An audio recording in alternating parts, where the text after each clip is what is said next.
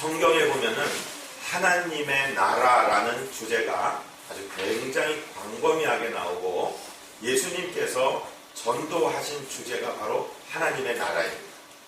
하나님의 나라는 이런 것이다.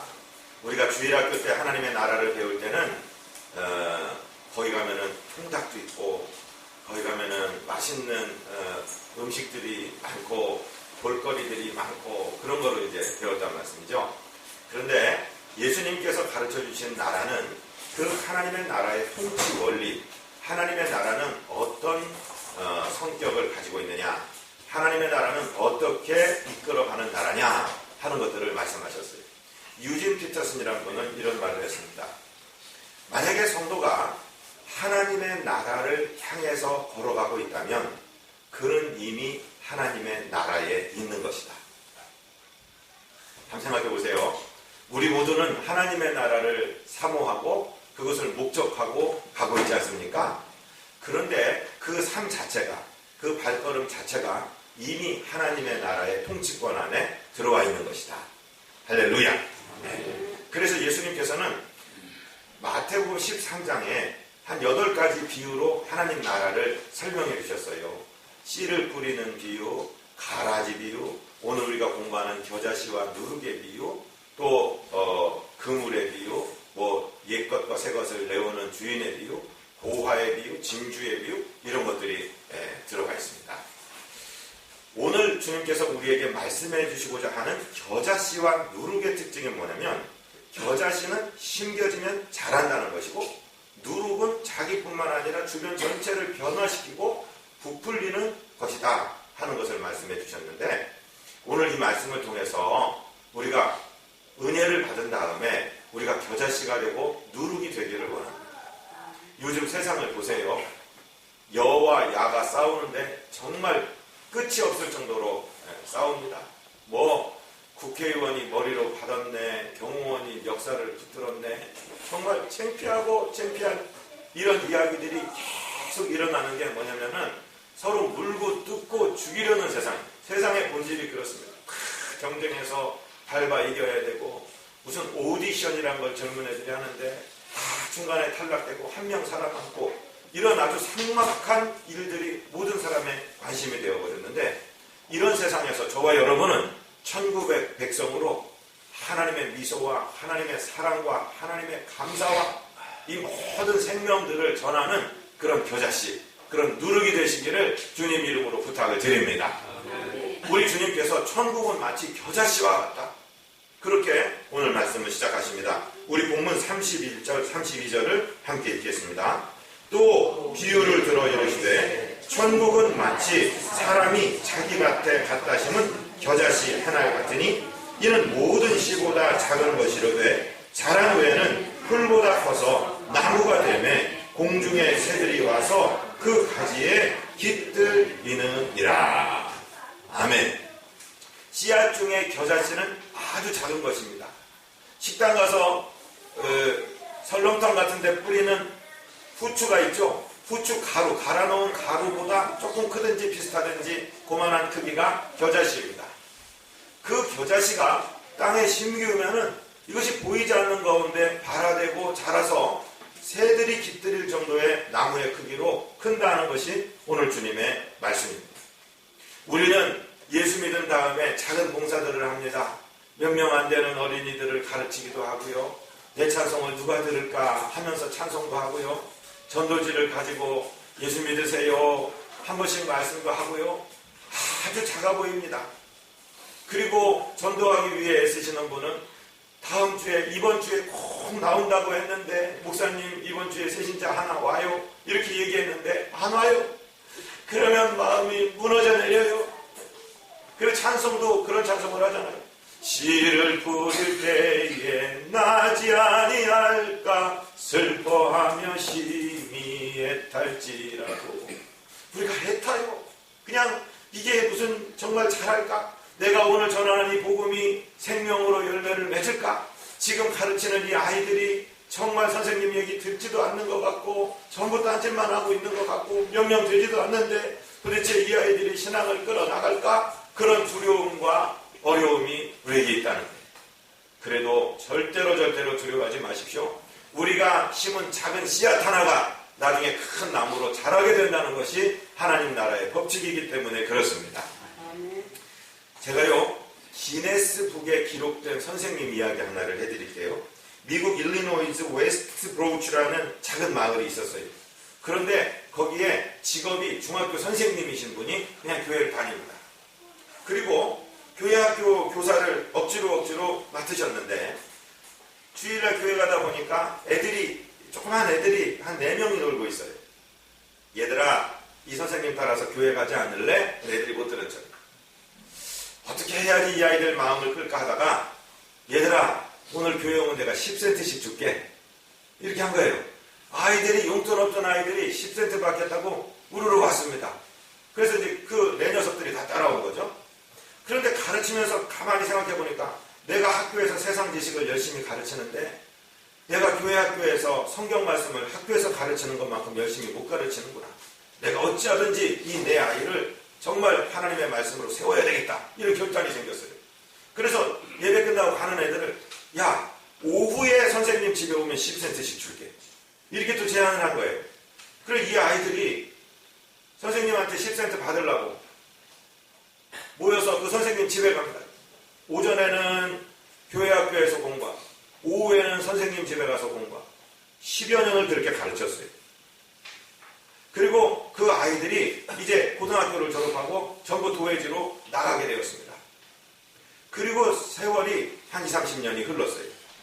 1932년에 이 선생님이 회갑을 맞이해서 잔치를 베풀었습니다. 그리고 교사직을 은퇴하게 되었습니다. 은퇴 겸 생일인 생일 축하연에 편지 4통이 도착했습니다. 하나는 중국에서 선교사로 가 있는 분에게서 왔고, 다른 하나는 미국 연방은행 총재로부터 왔고, 세 번째 편지는 미국 대통령 비서실장 겸 국무장관을 역임하고 있는 분으로부터 왔고, 네 번째는 당시 대통령이었던 후보 대통령으로부터 왔습니다. 그 4명이 그렇게 잘한 거예요. 그저 한 10여 년 자기 주머니에 돈을 애들한테 10센트씩 일주일에 줘가면서 하나님 말씀을 가르쳐요. 그들에게 감사 편지가 도착했는데요. 바로 이 선생님이 주일학교 사역을 57년 동안 감당한 선생님, 이름은 다브시라는 이분이요, 최장기 주일학교 선생님으로서 기네스북에 올라갑니다. 작아 보이는 충성, 몇 명 안 돼 보이는 아이들에게 복음을 심었습니다. 지치지 않고 심었습니다.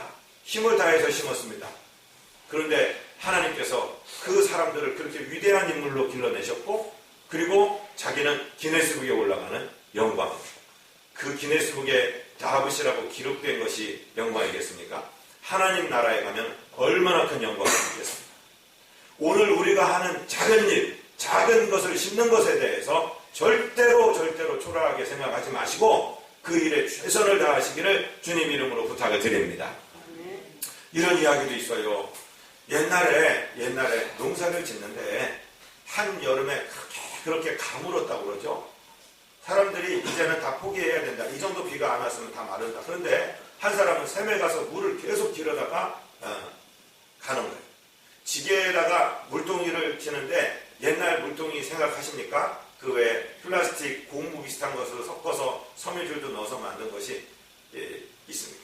2개를 지고 가는데 한쪽 것이 계속 새니까 사람들이 비웃습니다. 저 땡볕에 저 얼마 되지도 않는 채소에다가 저렇게 물을 주나, 저 미련한 사람 빨리 포기하지. 그런데 이 사람은 동네 사람들의 비아냥거림 듣지도 않고 계속해서 물을 뻗다가 그 채소에다가 뿌려주는 거예요. 가을이 왔을 때 이미 다른 밭의 채소는 다 말라 죽었고 이 사람 밭의 채소만 파릇하게 됐어요. 결국 채소 가격 10배 이상을 받고 그 마을에서 채소를 전해줬을 뿐만 아니라 이 사람이 물을 길어갖고 새는 그 양동이에다 담아서 지게에 지고 갈 때 그 길 옆에 코스모스 씨가 떨어져 있었는데 그 물을 쭉 주고 가면서 길에는 아름다운 가을의 코스모스 길이 완성이 되어 있는 것을 발견하게 되어 있다. 그렇습니다. 우리가 하는 일들 작아 보이지만 겨자씨 하나를 심는다는 마음으로 여러분 기도에 최선 다하시기 바랍니다. 예배 출석하시는 일에 최선 다하시기 바랍니다. 하나님께서 맡겨주신 작은 일에 최선 다하시기 바랍니다. 그저 간 빼먹듯이 쑥쑥 빠지지 마시고요. 충실하게 작은 일에 최선 다해서 헌신하시면 하나님께서 멋지고 아름다운 것으로 반드시 열매 맺게 하실 줄로 믿습니다. 왜냐하면 그게 천국의 법칙이기 때문에 그렇습니다. 하나님이 그렇게 약속하셨기 때문에 그렇습니다. 두 번째 원칙은요, 천국은 잘할 뿐만 아니라 팽창함. 영어로 얘기하면은 잘하는 것은 expand라고 얘기하고 옆으로 퍼져가는 건 expand라고 얘기하는데, 마치 이 누룩을 넣은 반죽이 발효되어서 커지는 것처럼, 또 어린아이의 덩치가 커지는 것처럼, 그렇게 이 팽창하고 옆으로 흘러가는 전염성을 가지고 있는 것이 바로 복음이라는 것입니다.